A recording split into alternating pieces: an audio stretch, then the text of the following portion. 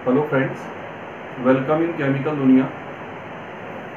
आज का हमारा जो वीडियो है वो कैटलिस्ट के बारे में है। तो कैटलिस्ट में सबसे पहली चीज आती है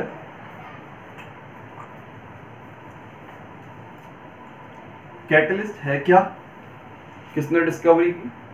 देखिए, कैटलिस्ट की डिस्कवरी करने वाला साइंटिस्ट था बर्जीलियस।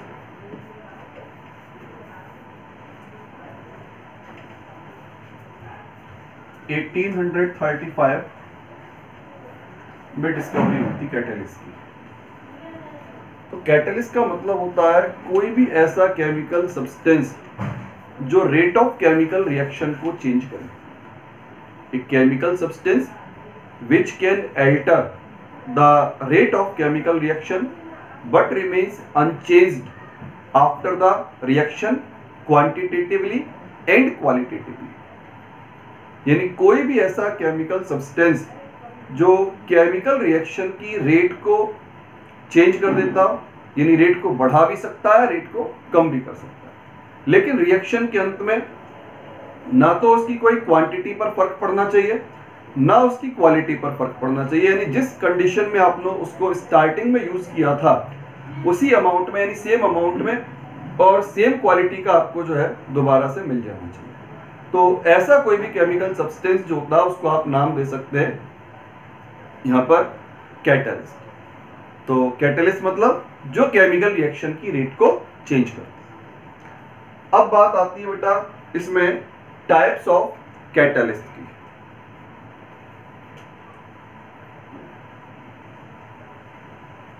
Types of catalyst. अब अपन यहां पर कैटलिस्ट को कई तरीके से क्लासिफाई करने जा रहे हैं। तो सबसे पहला इसका जो कैटलिस्ट का क्लासिफिकेशन आता है वो आता है पॉजिटिव कैटलिस्ट।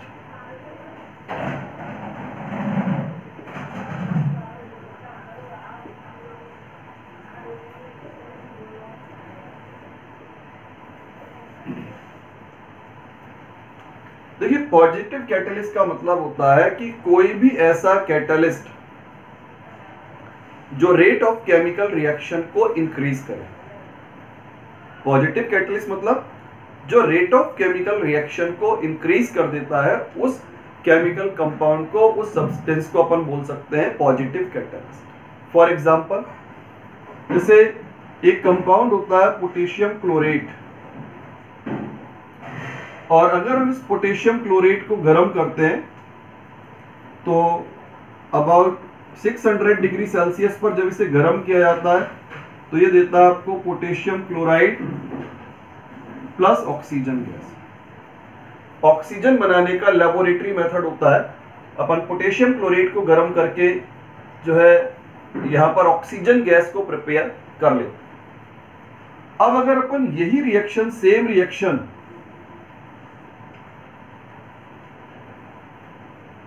रिएक्शन सेम है, लेकिन अगर अपन इसी रिएक्शन को in the presence of manganese dioxide करवाएं, मैग्नीज डाइऑक्साइड की प्रेजेंस में अगर ये रिएक्शन करवाई जाए तो यही रिएक्शन आपकी 338 डिग्री सेल्सियस पर हो जाती है। कहा तो रिएक्शन आपकी 600 डिग्री सेल्सियस पर हो रही थी, और MnO2 की प्रेजेंस में, मैग्नीज डाइऑक्साइड की प्रेजेंस में सेम रिएक्शन आपकी 338 डिग्री सेल्सियस पर हो रही है। इसका मतलब यानी ये जो कैटलिस्ट था MnO2, ये रिक्वायर्ड टेम्परेचर को कम कर देता है, और रिक्वायर्ड टेम्परेचर को कम करके रेट ऑफ रिएक्शन को इंक्रीज कर देता है। तो इसको हम यहां पर क्या कह सकते हैं, इसको आप कह सकते हैं पॉजिटिव कैटलिस्ट। अब देखिए बेटा, इसी तरह से एक और एग्जांपल अपन इसका देखते हैं, जैसे decomposition of hydrogen peroxide. Hydrogen peroxide का जो डिकम्पोजिशन होता है, इस डिकम्पोजिशन में अपने को मिलता है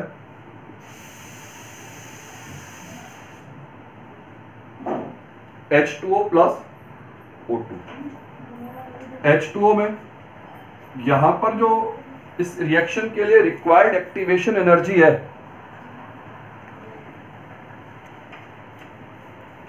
इस रिएक्शन के लिए रिक्वायर्ड एक्टिवेशन एनर्जी है वो है यहां पर 76 किलो जूल पर मोल। लेकिन अगर हम इसी रिएक्शन को सेम रिएक्शन को अगर करवाते हैं in the presence of platinum, तो यही रिएक्शन आपकी जो है इसके लिए रिक्वायर्ड एनर्जी होती है 57 किलो जूल पर मोल। तो अब आप देखें यहाँ रिक्वायर्ड एनर्जी है 76 किलो जूल पर मोल, यहाँ रिक्वायर्ड एनर्जी है 57 किलो जूल पर मोल। तो इसका मतलब यहाँ पर ये प्लैटिनम क्या कर रहा है, रिक्वायर्ड एनर्जी की वैल्यू को डिक्रीज कर रहा है, यानी रिएक्शन जो होगी आपकी कम टाइम में कम एनर्जी की हेल्प से कंप्लीट हो पाती है।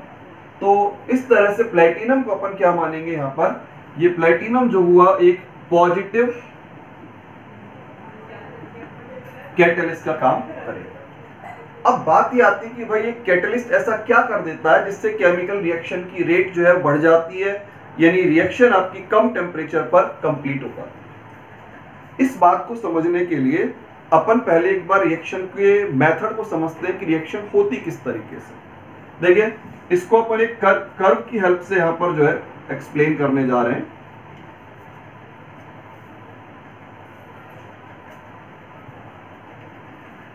ये जो हमारा कर्व बन रहा है, ये कर्व है एक तो पोटेंशियल एनर्जी और रिएक्शन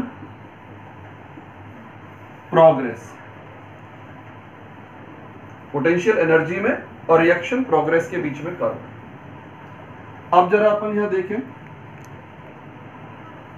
ये अपन एनर्जी की वो वैल्यू है जो हमारे रिएक्टेंट मॉलिक्यूल्स के पास में होती है। एनर्जी की वैल्यू जो रिएक्टेंट मॉलिक्यूल्स की एवरेज एनर्जी है, और ये जो वैल्यू है एनर्जी की, इस एनर्जी को बोला जाता है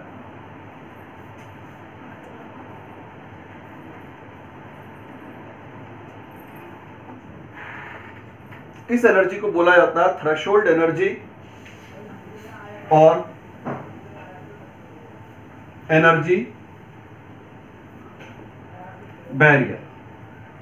थ्रेशोल्ड एनर्जी या एनर्जी बैरियर का मतलब होता है कि इस रिएक्शन के कंप्लीट होने के लिए रिएक्टेंट मॉलिक्यूल्स के पास कम से कम इतनी एनर्जी की रिक्वायरमेंट है। अगर इतनी एनर्जी है तो रिएक्शन होगी, प्रोडक्ट बनेगा।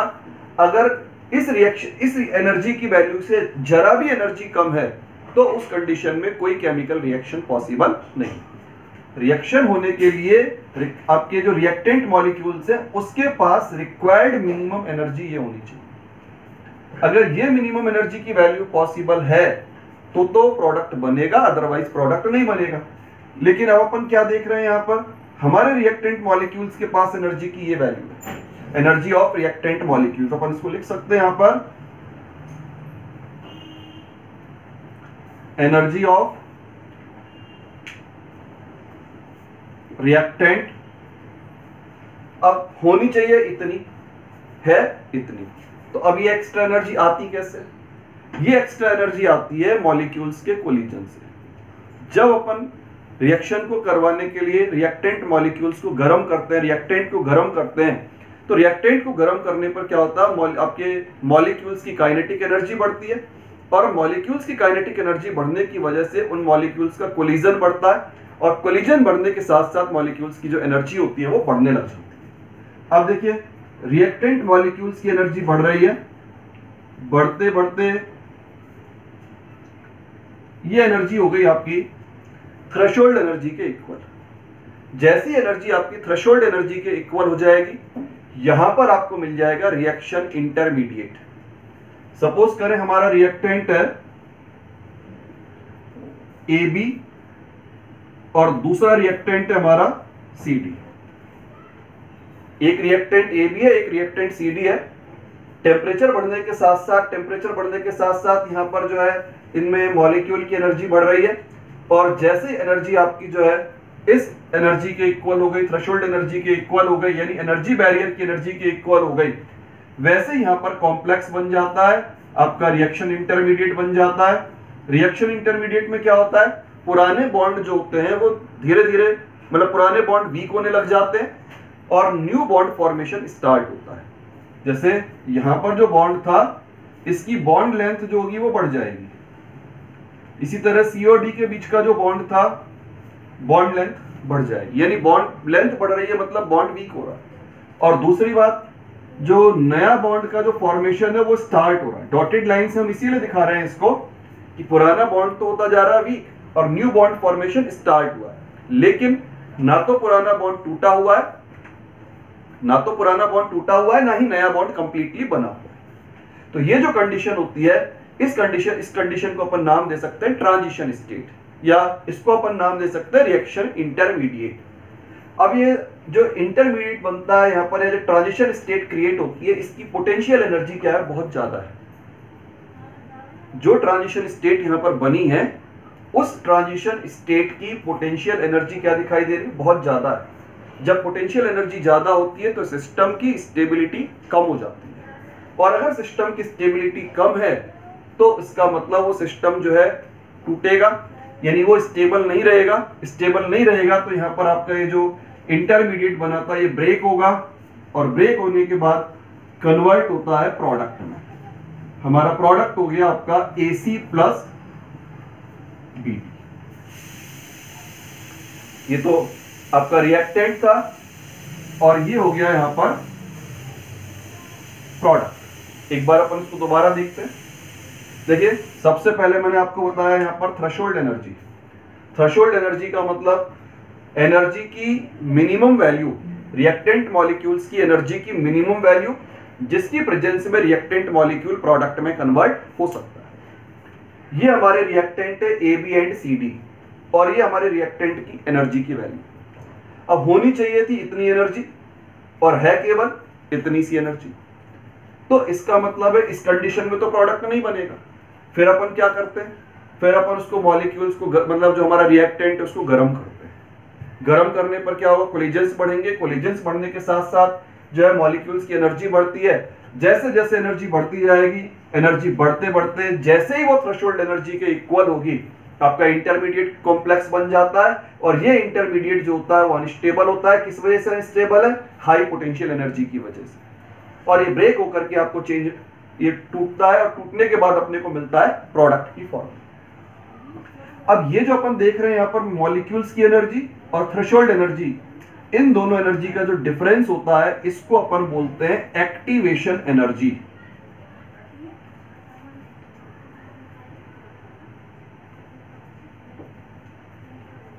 थ्रेशोल्ड एनर्जी की वैल्यू, रिएक्टेंट मॉलिक्यूल्स की एनर्जी की वैल्यू, इन दोनों एनर्जी का जो गैप होता है उसको बोला जाता है एक्टिवेशन एनर्जी। एक्टिवेशन एनर्जी को यूं समझे कि रिक्वायर्ड मिनिमम एनर्जी, इतनी एनर्जी तो ऑलरेडी है, इतनी एनर्जी तो रिएक्टेंट्स के पास ऑलरेडी है, ये एक्स्ट्रा एनर्जी अपने को गेन करनी पड़ेगी, और गेन करने के बाद ही मॉलिक्यूल की एनर्जी थ्रेशोल्ड एनर्जी के इक्वल हो पाएगी। मैथमेटिकली अपन इसको कह सकते हैं activation energy is equal threshold energy minus energy of reactant. Threshold energy की वैल्यू में से रिएक्टेंट मॉलिक्यूल की एनर्जी को माइनस कर दिया जाए तो एक्टिवेशन एनर्जी अपने को मिल जाती है। तो ये एक्टिवेशन एनर्जी जो है, अब इसकी वैल्यू अगर ज्यादा है तो बाहर से सप्लाई किया जाने वाला टेम्परेचर भी ज्यादा होगा, यानी मॉलिक्यूल को एक्टिवेट बनाने के लिए बाहर से ज्यादा एनर्जी देनी पड़ेगी। और अगर एक्टिवेशन एनर्जी कम होती है तो बाहर से मॉलिक्यूल्स को एक्टिवेट बनाने के लिए अपने को रिक्वायर्ड एनर्जी की वैल्यू कम देनी पड़ती है। अब अपन बात कर रहे थे यहाँ पर पॉजिटिव कैटलिस्ट की। तो ये जो पॉजिटिव कैटलिस्ट होते हैं, पॉजिटिव कैटलिस्ट क्या करते हैं, जो आपके रिएक्शन होती है उस रिएक्शन की मैकेनिज्म में इस तरह का चेंज करते हैं। पॉजिटिव कैटलिस्ट क्या करेगा, रिएक्शन मैकेनिज्म को इस तरीके से चेंज करेगा जिससे कि आपके जो रिक्वायर्ड थ्रेशोल्ड एनर्जी है, रिक्वायर्ड एक्टिवेशन एनर्जी है, उस वैल्यू में कमी हो जाए, रिक्वायर्ड थ्रेशोल्ड एनर्जी में कमी हो जाए, और जब रिक्वायर्ड थ्रेशोल्ड एनर्जी कम हो जाती है तो एक्टिवेशन एनर्जी भी कम हो जाती है, और उस कंडीशन में जो मॉलिक्यूल्स होते हैं वो थोड़ी एनर्जी लेकर के एक्टिवेट हो जाते हैं, यानी ज्यादा से ज्यादा मॉलिक्यूल एक्टिवेट हो पाते हैं, और जब ज्यादा से ज्यादा मॉलिक्यूल एक्टिवेट हो पाएंगे तो रेट ऑफ रिएक्शन जो होगी वो बढ़ जाएगी। अब जैसे ये जो अपन ने कर्व बनाया था, ये कंडीशन जो थी in the absence of catalyst, ये जो कंडीशन थी अपन ने कर्व बनाया, in the absence of catalyst curve बनाया। अब अपन कंसीडर करते हैं कि अपन ये रिएक्शन जो थी उसको किसी कैटलिस्ट की, किसी पॉजिटिव कैटलिस्ट की प्रेजेंस में करवा रहे हैं। तो पॉजिटिव कैटलिस्ट की प्रेजेंस में क्या होगा, अब सपोज कीजिए कैटलिस्ट की प्रेजेंस के कारण से जो मैकेनिज्म चेंज होगी, और मैकेनिज्म चेंज होने के कारण से थ्रेशोल्ड एनर्जी की वैल्यू डाउन हो गई। अब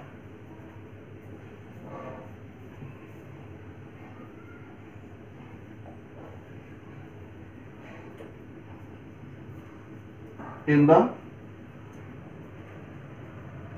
प्रेजेंस ऑफ कैटलिस्ट, ये जो थ्रेशोल्ड एनर्जी अपन देख रहे हैं, ये थ्रेशोल्ड एनर्जी आपकी कैटलिस्ट की प्रेजेंस में है। अब इसका मतलब सीधा ये निकल रहा है कि पहले मॉलिक्यूल्स को एक्टिवेट होने के लिए EA के इक्वल एनर्जी की रिक्वायरमेंट थी, अब मॉलिक्यूल्स को एक्टिवेट होने के लिए कंपैरेटिवली EA डैश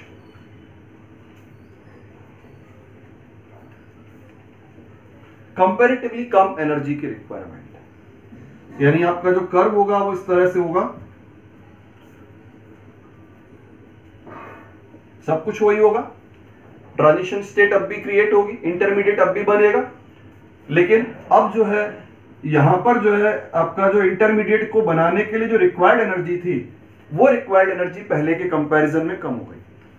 इस रिक्वायर्ड एनर्जी को आप यूं समझ सकते हैं जैसे एग्जाम में पास होने के लिए पासिंग मार्क्स। किसी एग्जाम में सेम पेपर दो अलग अलग कंडीशन में सेम स्टूडेंट के साथ एग्जाम लिया जाए, एक जगह पासिंग मार्क्स रखा जाए 100 में से 40 और एक जगह पासिंग मार्क्स रखा जाए 100 में से 20, तो कौन सी कंडीशन में ज्यादा से ज्यादा स्टूडेंट पास हो पाएंगे? स्टूडेंट सेम है, आपके पेपर सेम है, तो जहां पर आपका पासिंग मार्क्स कम रखा जाएगा वहां मैक्सिमम स्टूडेंट उस मिनिमम पासिंग मार्क्स को आसानी से गेन कर पाएंगे। तो वही कंडीशन है, यहां पासिंग मार्क्स आपका ज्यादा है, ये पासिंग मार्क क्या हो गया, कम हो गया। तो जब इसमें रिक्वायर्ड थ्रेशोल्ड एनर्जी की वैल्यू कम हो जाती है, रिक्वायर्ड थ्रेशोल्ड एनर्जी की वैल्यू कम हो जाती है, तो ज्यादा से ज्यादा रिएक्टेंट मॉलिक्यूल्स उस थ्रेशोल्ड एनर्जी को गेन कर पाते हैं, एक्टिवेट हो पाते हैं, और उस कंडीशन में रेट ऑफ रिएक्शन जो होती है वो बढ़ जाती है। तो इस तरह से आपका पॉजिटिव कैटलिस्ट वर्क करता है। पॉजिटिव कैटलिस्ट क्या करेगा? पॉजिटिव कैटलिस्ट जो है रिएक्शन मैकेनिज्म को इस तरह चेंज करेगा, थ्रेशोल्ड एनर्जी की वैल्यू कम हो, एनर्जी बैरियर की वैल्यू कम हो, और उस कंडीशन में ज्यादा से ज्यादा रिएक्टेंट मॉलिक्यूल एक्टिवेट हो पाते हैं और वो प्रोडक्ट में कन्वर्ट हो पाते हैं। अब इसके बाद में इसका सेकंड पार्ट आता है, जैसे पहला तो हो गया पॉजिटिव कैटलिस्ट। अब इसमें टाइप्स ऑफ कैटलिस्ट में सेकंड आता है आपका नेगेटिव कैटलिस्ट। देखिए नेगेटिव कैटलिस्ट, अभी नेगेटिव कैटलिस्ट क्या है? पॉजिटिव कैटलिस्ट का मतलब बताया था कोई भी केमिकल सब्सटेंस जो रेट ऑफ केमिकल रिएक्शन को इंक्रीज करे। अगर rate of chemical reaction increase की जाती है तो उसको नाम दिया जाता है पॉजिटिव कैटलिस्ट। तो इसका जस्ट अपोजिट हो जाएगा, अगर कोई chemical substance rate of chemical reaction को डिक्रीज करता है, रेट ऑफ केमिकल रिएक्शन को डिक्रीज करता है, तो उस कंडीशन में अपन उसको नाम क्या दे सकते हैं? नेगेटिव कैटलिस्ट का नाम दे सकते हैं। फॉर एग्जांपल जैसे ये अपन हाइड्रोजन पेरोक्साइड का एग्जांपल ले रहे थे, प्लेटिनम वहां पर एक पॉजिटिव कैटलिस्ट का काम कर रहा था, लेकिन अगर हम हाइड्रोजन पेरोक्साइड की रिएक्शन को ही कंसीडर करें और यहां पर अपन यहां पर इसमें ले लें ग्लिसरॉल। ग्लिसरॉल होता है आपका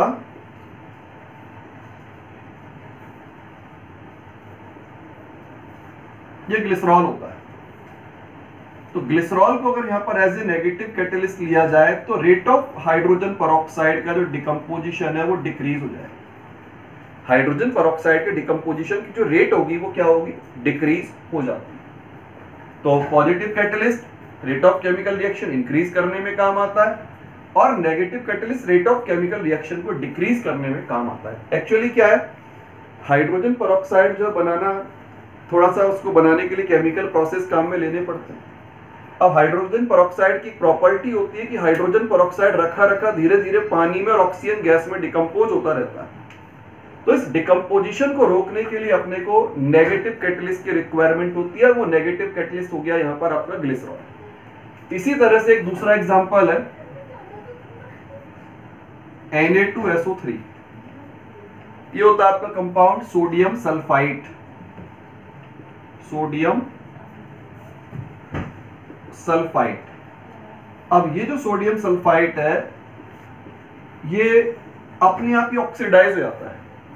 अगर आप इसको एयर में खुला छोड़ देते हैं तो एयर में खुला छोड़ने पर सोडियम सल्फाइड जो है ऑटोमेटिकली कन्वर्ट हो जाता है सोडियम सल्फेट। तो हमें अगर कोई कंपाउंड चाहिए सोडियम सल्फाइड और वो अपने आप ही चेंज हो गया सोडियम सल्फेट में, तो फिर हमारा जो काम था, हम जो काम करना चाह रहे थे सोडियम सल्फाइड से, वो तो पूरा नहीं होगा। तो हमारा सोडियम सल्फाइड खराब ना हो इसके लिए अपन यहाँ पर काम में क्या लेते हैं, नेगेटिव कैटलिस्ट काम में लेते हैं। और वो नेगेटिव कैटलिस्ट होता है यहाँ पर एथेनॉल। एथेनॉल जो है इस प्रोसेस में एक नेगेटिव कैटलिस्ट का काम करेगा। अब ये नेगेटिव कैटलिस्ट का काम कैसे करता है, मैंने बताया था कि कैटलिस्ट जो होता है रेट ऑफ रिएक्शन को, कैटलिस्ट जो होता है रिएक्शन की मैकेनिज्म को चेंज करता है। और रिएक्शन मैकेनिज्म चेंज होने पर जो है आपके थ्रेशोल्ड एनर्जी की वैल्यू या एक्टिवेशन एनर्जी की वैल्यू चेंज होती है। अगर मैकेनिज्म इस तरीके से चेंज हो कि जो थ्रेशोल्ड एनर्जी की वैल्यू है वो और इंक्रीज हो जाए, डिक्रीज होती है, तो उस कंडीशन में आपका कैटलिस्ट कौन सा होता है, पॉजिटिव कैटलिस्ट। अगर थ्रेशोल्ड एनर्जी की वैल्यू कम हो जाती है तो मॉलिक्यूल्स को उस एनर्जी को गेन करना आसान हो जाता है, मॉलिक्यूल आसानी से एक्टिवेट हो जाता है। और मॉलिक्यूल अगर आसानी से एक्टिवेट होगा तो रेट ऑफ रिएक्शन बढ़ेगी। लेकिन अगर इसका कुछ उल्टा हो जाए, उल्टा क्या हो जाए भाई, अगर नेगेटिव कैटलिस्ट जो होते हैं ये नेगेटिव कैटलिस्ट क्या करते हैं, थ्रेशोल्ड एनर्जी की वैल्यू को कम करने के बजाय अप कर देते हैं। जब ये इस तरह से अप हो जाएगा, थ्रेशोल्ड एनर्जी की वैल्यू अप हो जाएगी, तो ऐसी कंडीशन में रिक्वायर्ड एक्टिवेशन एनर्जी बहुत ज्यादा होगी। और जब एक्टिवेशन एनर्जी बहुत ज्यादा होगी, जैसे मैंने अभी आपको पासिंग मार्क्स वाला एग्जांपल दिया था, 100 में से एक तो मार्क्स हमें चाहिए 40, और बाय द वे अगर हमें 100 में से मार्क्स चाहिए हो 80, तो क्या मैक्सिमम स्टूडेंट पास होंगे? उस कंडीशन में मैक्सिमम स्टूडेंट उस 80 मार्क्स को गेन नहीं कर पाएंगे। कम स्टूडेंट होंगे जो मार्क्स को गेन कर पाए और वो पास हो पाए, आपके नेक्स्ट क्लास में जा पाए। सेम वही कंडीशन है यहाँ पर। जो नेगेटिव कैटलिस्ट होता है रिक्वायर्ड थ्रेशोल्ड एनर्जी को बहुत ज्यादा बढ़ा देता है, और जब रिक्वायर्ड थ्रेशोल्ड एनर्जी बढ़ जाती है तो ऐसी कंडीशन में मैक्सिमम रिएक्टेंट मॉलिक्यूल उस एनर्जी को गेन नहीं कर पाते हैं। और जब मॉलिक्यूल एनर्जी गेन नहीं कर पाएंगे, मॉलिक्यूल एक्टिवेट नहीं होंगे, तो ऐसी पोजीशन में आपकी जो रेट ऑफ रिएक्शन होगी वो डाउन हो जाती है। तो इस तरह पॉजिटिव कैटलिस्ट आपका थ्रेशोल्ड एनर्जी को और एक्टिवेशन एनर्जी को कम कर देता है, रेट ऑफ रिएक्शन को बढ़ा देता है। नेगेटिव कैटलिस्ट थ्रेशोल्ड एनर्जी को और एक्टिवेशन एनर्जी को दोनों को इंक्रीज कर देता है, और इनके इंक्रीज होने के कारण से रेट ऑफ रिएक्शन जो होती है वो डाउन हो जाती है।